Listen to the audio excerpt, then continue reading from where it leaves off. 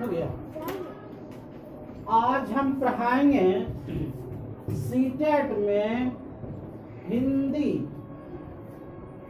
बाल विकास। देखिए, हिंदी को जो है आप कम नहीं समझिए, हिंदी को हिंदी नहीं समझिए। ये हिंदी जो है एक जटिल भाषाओं की प्रक्रिया है। जटिल भाषाओं में क्या है, एक समझिए, एक नाम है पोर्टोपोलिया। पोर्टोपोलिया,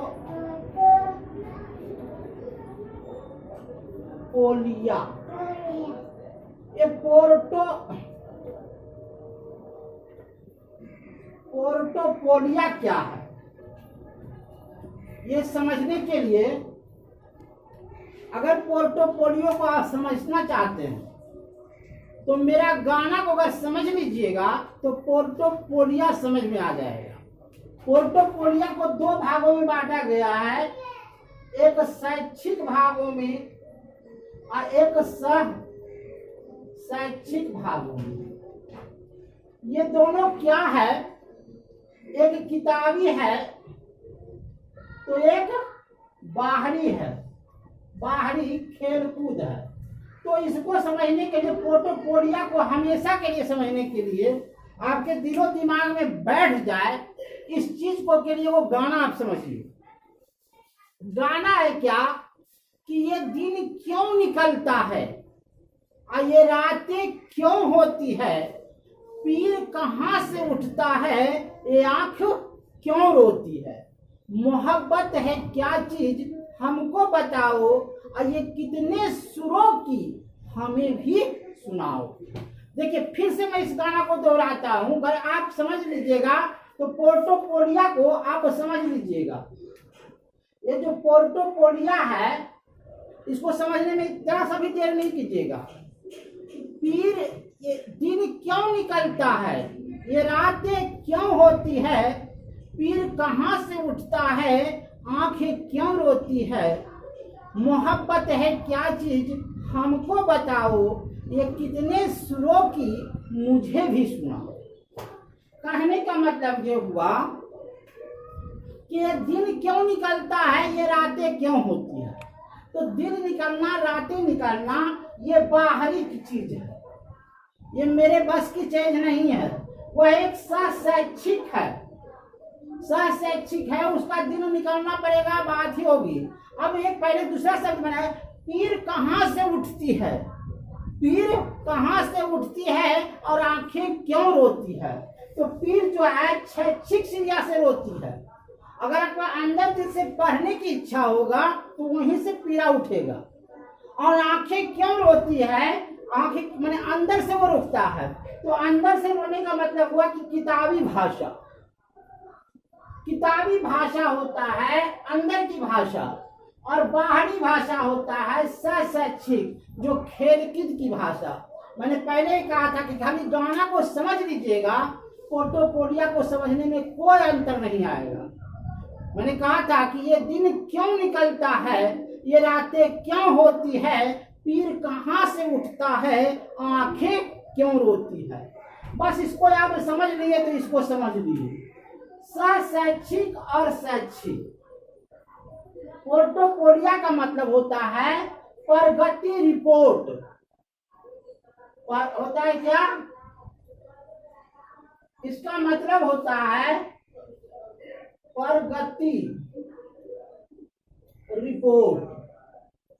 तो प्रगति रिपोर्ट जो होता है हम दो प्रकार से दे सकते हैं, एक शैक्षिक के माध्यम से, एक शैक्षिक के माध्यम से, दूसरा शैक्षिक के माध्यम से।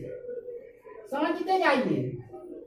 वही कहा कि ये दिन क्यों निकलता है, ये रातें क्यों होती है।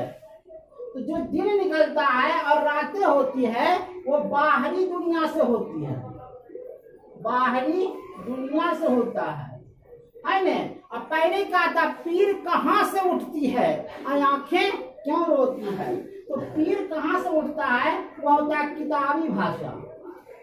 किताबी भाषा। तो कहने का मतलब हुआ कि अगर हम रिपोर्ट तैयारी करेंगे तो बच्चा खेलने कूदने में भी जो है सक्षम है तो उसका भी रिपोर्ट करवाएंगे। और जो किताब की भाषा में संज्ञानात्मक विकास से भाषा है, इसके संज्ञानात्मक विकास हो चुका है तो उसका भी जो है हम क्या करेंगे, प्रगति रिपोर्ट तैयार करेंगे। तो हमको नहीं लगता है कि पोर्टफोलियो को समझने में आपको दिक्कत हुआ होगा। आगे चलेंगे। एक शब्द आता है, उसका नाम है आकलन। अरे करने हो रहे, एक दो नहीं हो रहे। हाँ, आकलन का मतलब होता है, इसका मतलब होता है भाषा प्रयोग करने की क्षमता।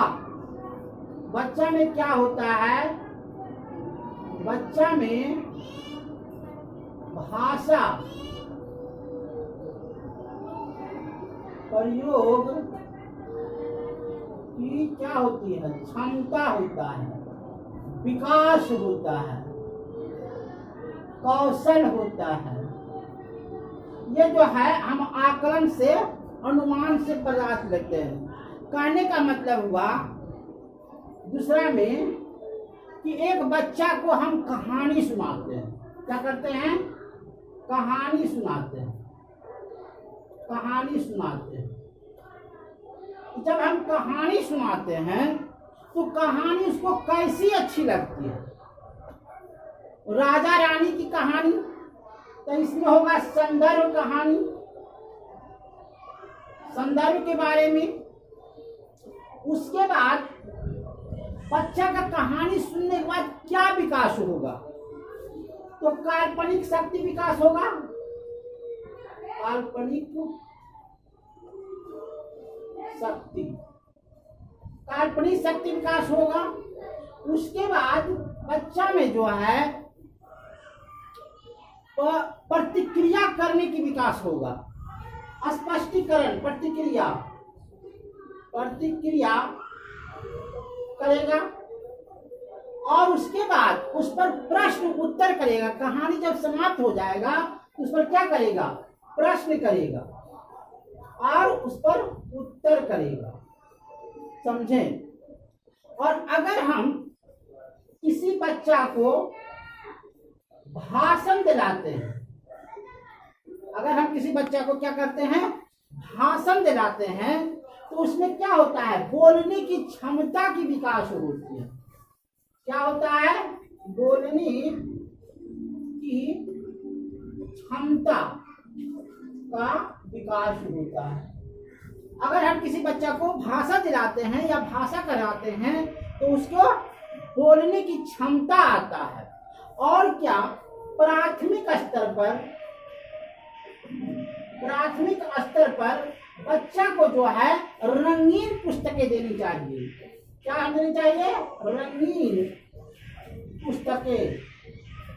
और इसके साथ रंगीन किताबें, रंगीन किताबें।